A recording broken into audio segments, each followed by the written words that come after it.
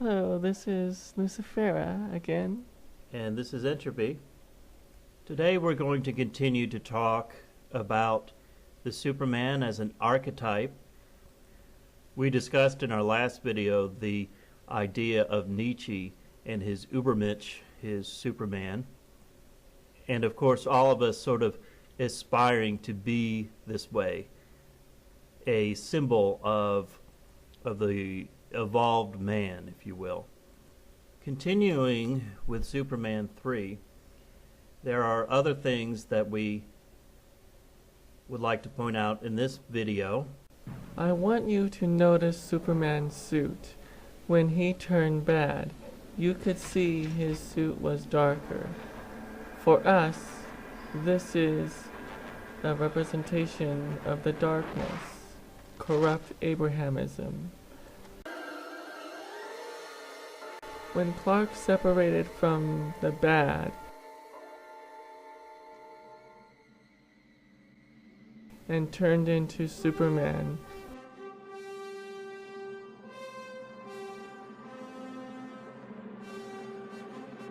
spiritual Israel, his suit was brighter, representing change, transformation, and transmutation into a new creation.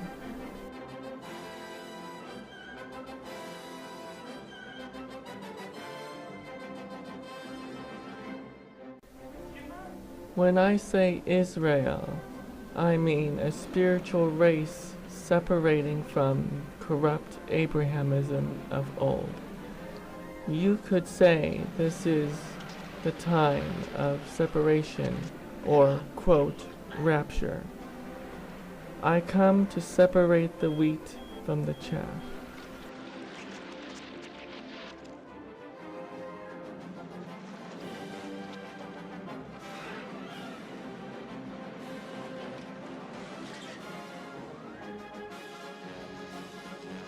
And remember that all of these things are done through a lot of pain and sometimes even violence.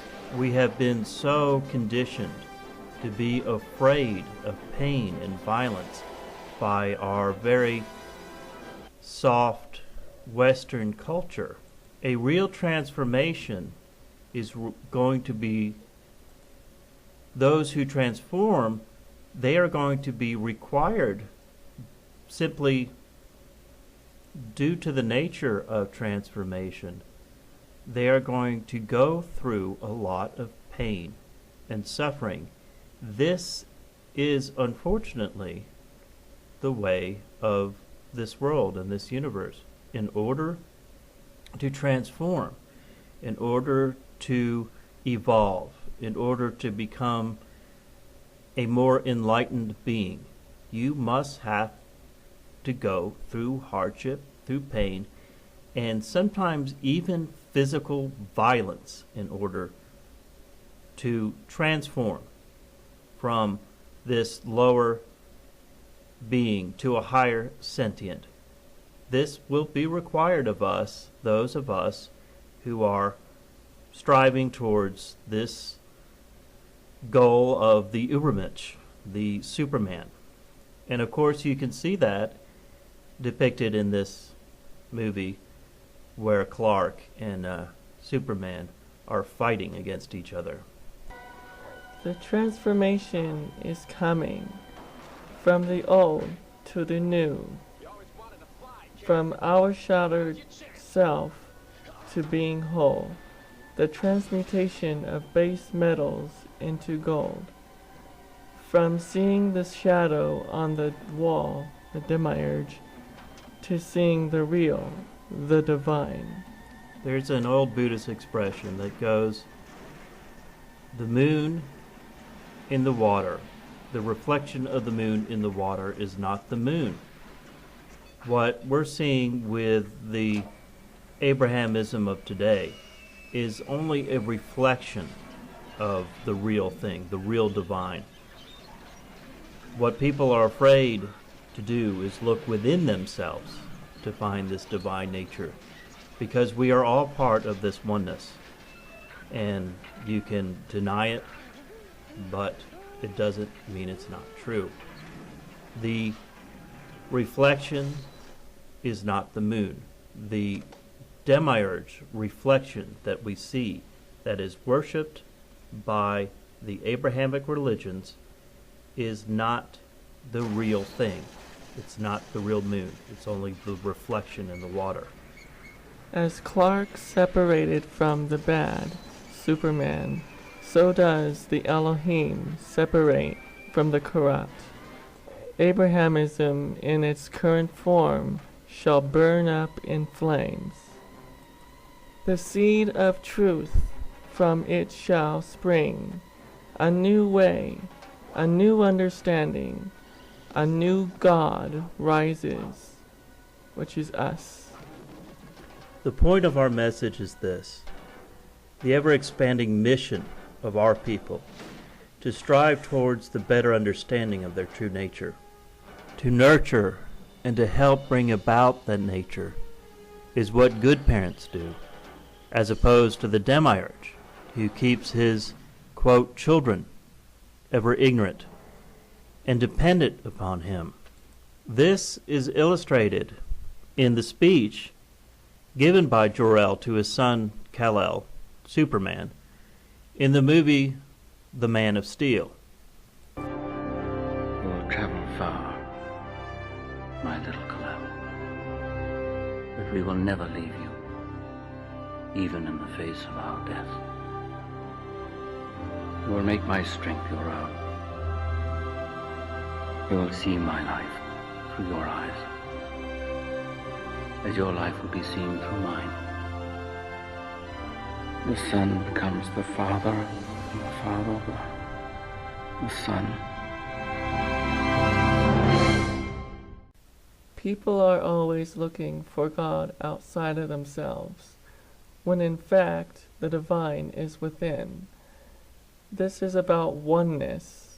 We are the Father and the Son, or the Mother and the Daughter. A new understanding is emerging. The old is falling away, for the former things have passed away. We see another story that further defines our analogy. Here we have a story of a creature that is let free from the depths of the earth. They call the Doomsday Monster. It's not made clear in the movie, but I have read the comic, and this Doomsday Monster is also from Krypton. And this Doomsday Monster is sort of a good representation of chaos, because at least in the movie, this creature has been created and only knows to kill. That is all it knows to do. So in this creature represents chaos, as opposed to the Superman who is later revealed in the movie. This creature, Doomsday, kills Kal-El. Like Christ in the story in the Bible, Kal-El resurrects. But then later in the movie, you come to realize that this new Superman is not actually the real Kal-El. However, he is a clone of Superman that had been created by Lex Luthor. Now, this is absolutely a great metaphor for the Christ, the so-called Christ, that the Christians worship. This Superman, initially under the control of Lex Luthor, becomes a tyrant. He becomes too much order. Now that chaos you might look at it this way, of course I do. Now that chaos has been disposed of in the form of the monster that only knew to kill, kill, kill, you have a new order coming. This would be evil order. An evil order that is tyrannical, that polices everyone, that is not at all like the Superman. And here, another good metaphor, the real Superman is actually not dead. He was never even killed, so he was never resurrected to begin with. Just like the Christ nature that is within us, that was in the historical Christ, if you will, and was in the nature of people before the historical Christ, also called the Buddha nature, that nature, that spirit cannot be killed and is never killed and destroyed. So basically, it's the real Christ versus the false Christ, or the real Superman versus the false Superman, or the clone. And another way of looking at it is the true church versus the false church that we see today, the Christian church. The true church, the Gnostic church, has been underground, has been less powerful, just as this new, less powerful Superman is as he comes and fights here in these scenes. But this is the true Superman. The other is just a clone. It's just a fake. It's just a shadow of the true Superman. And just as the Christian church is just a shadow of what was in, what the intentions were in the beginning, in the very beginning, in the beginning of the universe, for what this was meant to be, knowing and drawing upon our Christ nature within us. Jehovah, Enlil are just names given to the demiurge, or shadow self. The simple answer to who we are is, I am that I am. There is no other. There is no need to worship idols. Thou shalt not make unto thee any graven image. You are worshiping false gods instead of looking within, where the true God resides, you. Look, why prolong this? I could keep this up all day, but you, why not fly on out of here while you still can? Leave the city in your hands? Not likely. But don't you get it? I am you, Superman. A reflection of you as you might have been.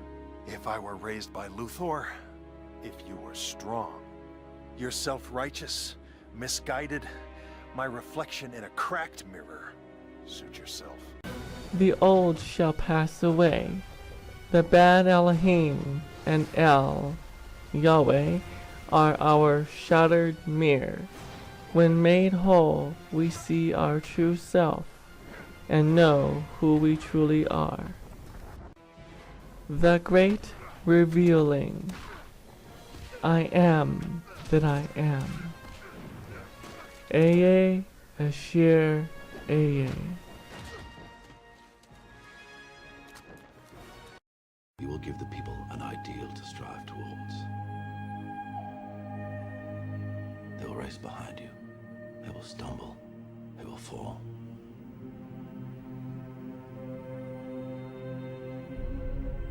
But in time, they will join you in the sun. In time, you will help them accomplish wonders.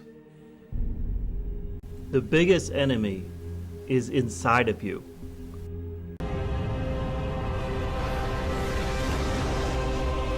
Confront and transform it. Ascend to the stars.